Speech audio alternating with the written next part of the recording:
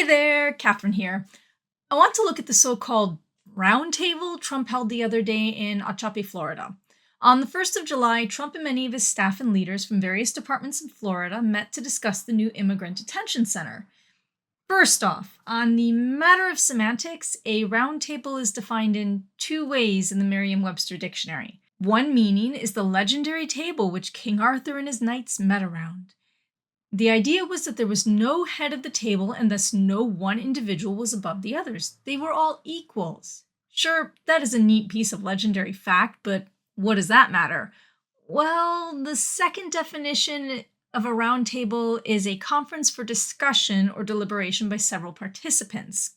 This means a group of people get together to discuss a topic.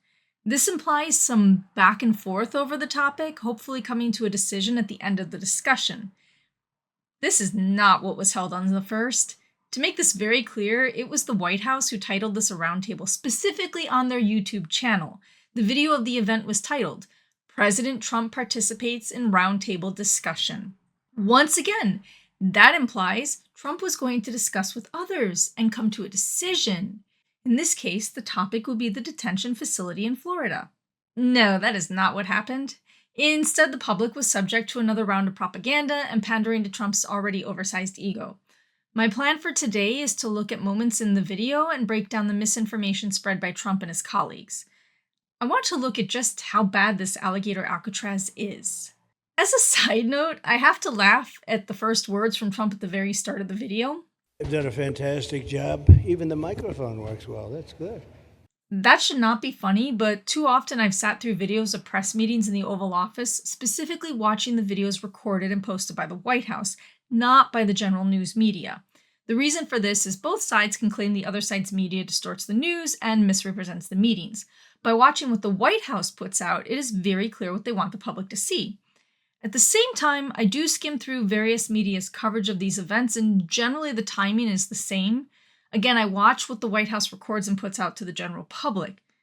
It is simply sad. There have been a number of press conferences and meetings where the microphones are not set up properly. The sound is too quiet, even when I set my computer's volume extra high, or the sound is somewhat distorted. I have sat through Carolyn Leavitt's press briefings, and whoever recorded the video for the White House, at various times they did not include the slide she referenced in some earlier videos. Honestly, this was very poor planning on their part. It's not like video is a new medium that not many people know how to work. President McKinley was the first film president in 1901 at his inauguration. I suspect over 124 years, enough people learned the medium to properly record. Even YouTube is 20 years old. When the White House puts out substandard videos, it should be embarrassing. So, yay! After more than 6 months in offices, the microphones are noted to work. We took the FEMA money that Joe Biden allocated to pay for the free luxury hotel rooms, where he's paying hundreds of millions of dollars in New York City. Once again, Trump pushes the myth that FEMA spent millions on luxury hotel rooms for illegal immigrants. This story was started by Elon Musk during his initial Doge purges. Doge claimed that $59 million was spent and lined the pockets of the luxury hotel owners. This is not true. Yes, about $59 million was spent to deal with the immigrants. This came from the Shelter and Services Program budget from the U.S. Customs and Border Protection Department, not from FEMA. FEMA helped coordinate with the Customs and Border Department. They did not foot the bill. The money is specifically budgeted for housing, not disaster relief. So no money was being taken from rebuilding destroyed homes. Also, out of that $59 billion, only $19 million was paid to hotels. The rest was used for a variety of different services such as food, security, legal aid, etc. Trump pointed out that these rooms go for at least $300 per night. Again, that was not paid.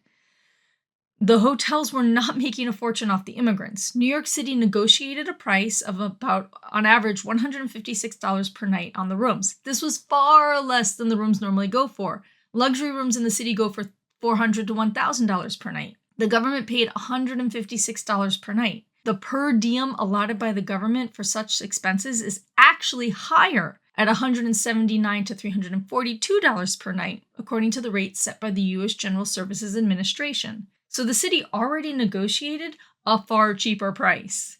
By the way, one of those hotels, which was at the center of this issue, the Roosevelt Hotel in Manhattan, that hotel had been closed 3 years prior.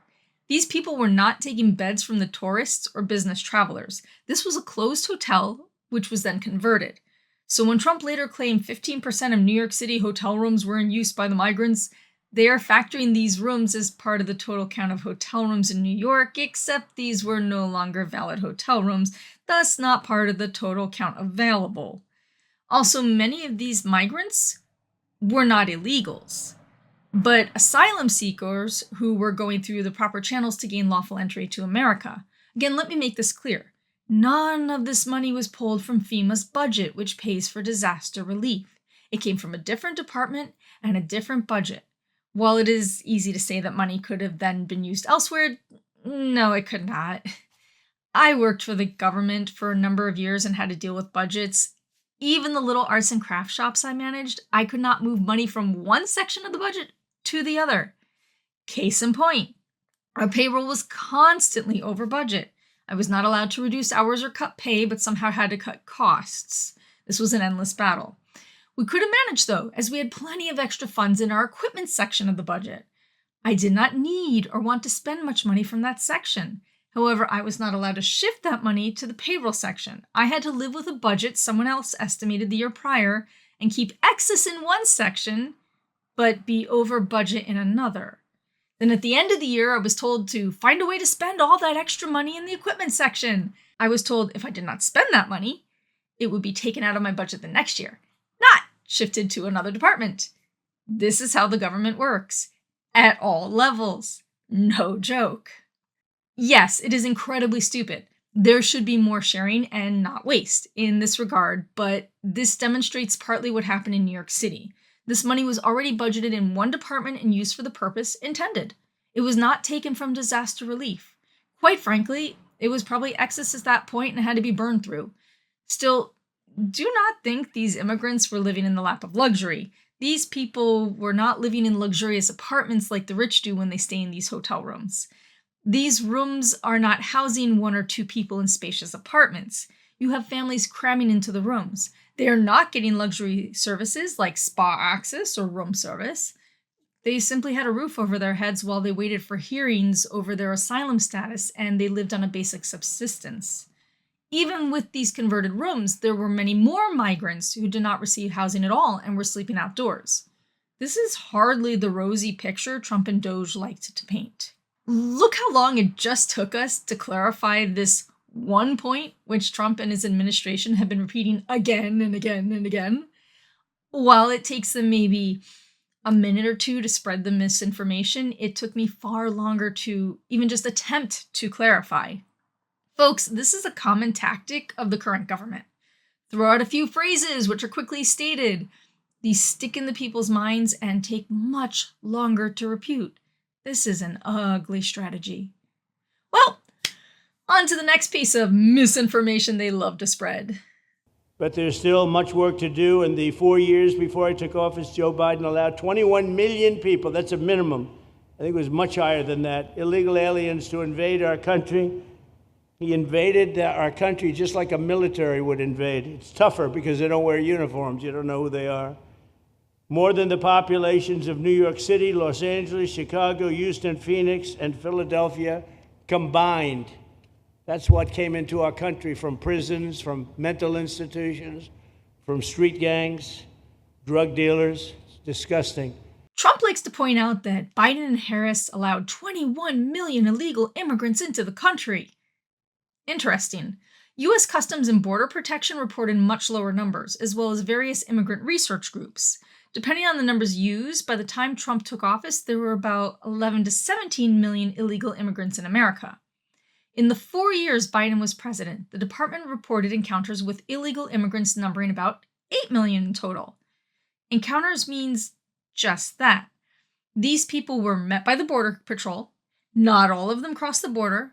Also, many were repeat offenders who tried to cross the border multiple times. Thus, the number of encounters goes up on paper, but does not mean that all these people made their way into America. The math is not difficult. If these were encounters the Border Patrol had, and many were repeat offenders, and the total number was around 8 million, I'm pretty sure that's just a little bit less than 21 million as was claimed. So again, Trump likes to inflate numbers to make it sound like the nation is being overrun by immigrants. It should also be noted that would be less than 10% of the current number of people living in America. The American population number is around 340 million people. Yeah, hardly being overrun by illegal immigrants. And I've gotten to know the Border Patrol and ICE very well. Unlike Kamala, she was the border czar, but she never saw the border. She never made one phone call. She was some border czar. She would have been some president. Well, those people still got in because Kamala Harris was a failed border czar. Except she wasn't. Harris was never the border czar. Biden put Harris in charge of determining the root cause of migration to America from Central America.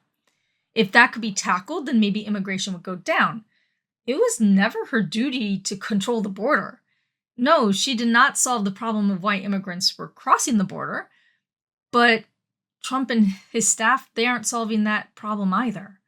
Even then, about 8 million arrests were made at the border, and many of those, again, were multiple attempts by the same people. We turn now to the southern border, where today Vice President Kamala Harris said the Biden administration is making, quote, extreme progress, unquote, in addressing the surge in migrants there. It was a trip long demanded by her critics, and here is CBS's Nancy Cordes. She also did visit the border, 2 of those times while she was vice president when she was border czar. Again, it is just so easy to make claims that can be easily disputed, but sorry, many do not bother to check the facts and instead simply believe the claims by Trump and his staff. Just exactly what these people rely on when making these claims in the first place. Fortunately, she was a stiff also. Otherwise, I would have been very angry. I would have been extremely angry. Trump pointed out that Harris did not win the presidency, and he would have been very angry, extremely angry, if she had. This is dangerous rhetoric. We already saw this with his election loss in 2020. He riled up his followers and initially did not deter them from storming the Capitol. When the votes were counted in 2024, there was a very real concern of a repeat incident if Trump lost again. His words make that very clear.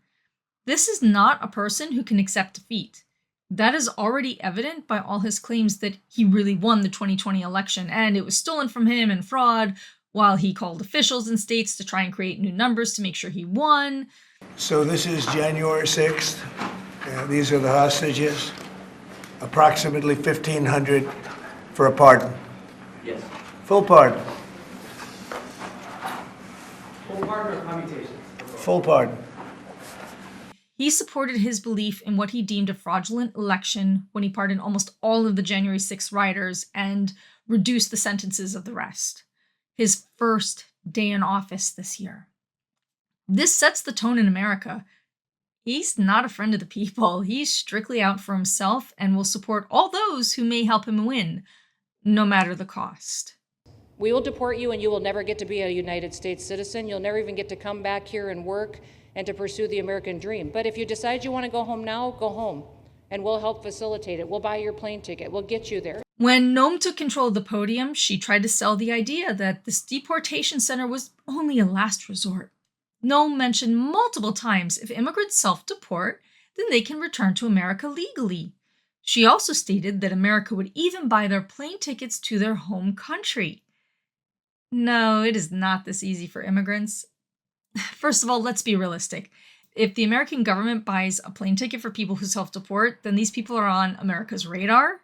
It is very likely their names go on a list of people not allowed into the country legally in the future. Sorry, the current administration has shown again and again they are not kind to immigrants and are notorious for lying about their actions. Any intelligent immigrant is going to do everything within their power not to get on the radar. When you walk into the processing, the president and I, Secretary Noam, Kevin Guthrie, walk through that initial intake. The first thing you see is information on how to go home on your own. Why would you want to come through Alligator Alcatraz if you can just go home on your own? Immigrants taken to the detainment center are first greeted with information about how to self-deport. It's a bit late at that point. If they are in the detainment center, then they have already been arrested by ICE and are marked as criminals. Alligator Alcatraz has been called Alligator Auschwitz by some detractors. This mention of what people see when they enter almost mirrors Auschwitz. In Auschwitz, there was a sign over the concentration camp stating Arbeit macht frei, or basically work will set you free. This self-deportation message, after already being arrested, really does send a similar message. Hey, you could have been free, but now we got you. We also recognize that as we've been doing that and returning people back to their home countries, that we need detention facilities. We need beds to put them in place so that they can have their due process before they return home. Her statement about the facility itself makes it clear the facility is not meant to actually follow national laws, but merely give an impression of following the law to quiet dissenters. The facility is meant to house people while waiting for their due process trials before being deported. Due process, if followed properly, means some people may not be deported. It is not a process to cement their deportation, which is what her words currently imply. This is no longer due process, but simply a stamp on their paperwork to make certain these immigrants may not legally return. In an attempt to soften the blow of what these people are returning to, Noam tries to spin it as a good thing for these immigrants to return to their home countries. In fact, I just got back from Panama, Costa Rica, Guatemala, Honduras. Those countries are excited to get their citizens home. They're setting up programs to loan them money to buy houses when they get there, help them with food assistance, get their children educated, scholarships. They want their citizens that are living here in the United States illegally to come home and to be a part of their economy and help their countries grow. She claimed multiple countries were providing various programs to aid the returning migrants, including home loans so they can purchase homes in their native countries and help the local economies grow. First of all, think about it. Why do migrants leave in the first place? If their home nations were so enticing to begin with, the immigrants would not have attempted to make it to America. Okay, my situation is a little different. I did not emigrate to Germany.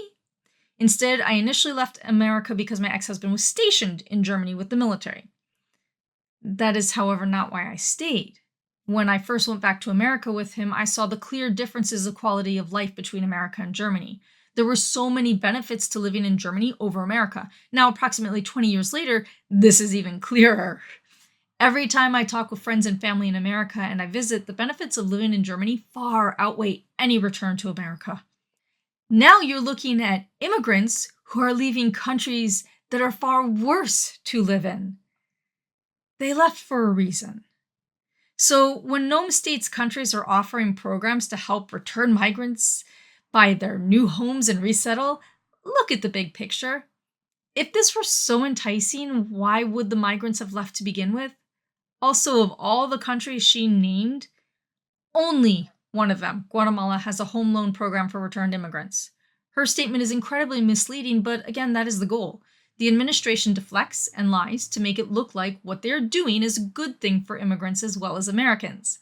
Noam mentions these seemingly wonderful programs while stating they are getting rid of the worst people from America. The other day I was talking to some marshals that have been partnering with ICE. They said that they had detained a cannibal and put him on a plane to take him home. And while they had him in his seat, he started to eat himself. And they had to get him off and get him medical attention. These are the kind of deranged individuals that are on our streets in America that we're trying to target and get out of our country because they are so deranged they don't belong here. She mentioned a cannibal who attempted to eat himself after he was arrested and transported. These are the worst of the worst. They're animals. They need to be removed from American soil. Except no proper news source has been able to verify this information. Fox News jumped on the story, but they only repeated what Noam stated. They did not provide any information about the alleged incident itself. So it kind of sounds like she pulled that out of thin air to spin a story to show why immigrants need to be deported. First, this once again reinforces the otherness of immigrants to America. America needs to expel them because they are insane and a danger. Yet, at the same time, these horrible criminals are going to be welcomed with open arms in their home nations and supported financially to be valuable assets to the local economies. How is it they're assets in their home nations, but monsters on American soil. This just does not line up. Then there's the facility itself. It is a marvel how they built the whole complex in only 8 days. It is top of the line and a modern marvel, except it's not. There is a medieval complex with healthcare facilities, a temporary post office, food stands, etc., erected every summer in Pennsylvania in a matter of days for reenactors. Only this complex has better facilities and amenities than Alligator Alcatraz. When Trump and his staff went on a tour of the facility, the cameras focused on them, not the holding facility, even though they were not addressing the cameras at that time. Why is this? Well, because the facility itself is just blocks of open bay cages without any bathroom facilities. There are not even toilets in these cages. If there are, then maybe they're shoved in the corner and they're just completely out of sight from every angle of every picture I've seen. These are cages meant to hold wild animals. Keep in mind, Noam and others went on a very similar tour in El Salvador and were pleased with what they saw in the notorious prison CCOT. They marveled at the system, and this is evident in their copy of it at the new detainment facility. Just look at photos comparing standard American prisons and this new facility. Look for yourself if this is really such a great facility. We won't even begin to compare it with far more modern facilities in Europe. Now, this facility here was really in response to us working with DHS and ICE from the time the president got sworn in.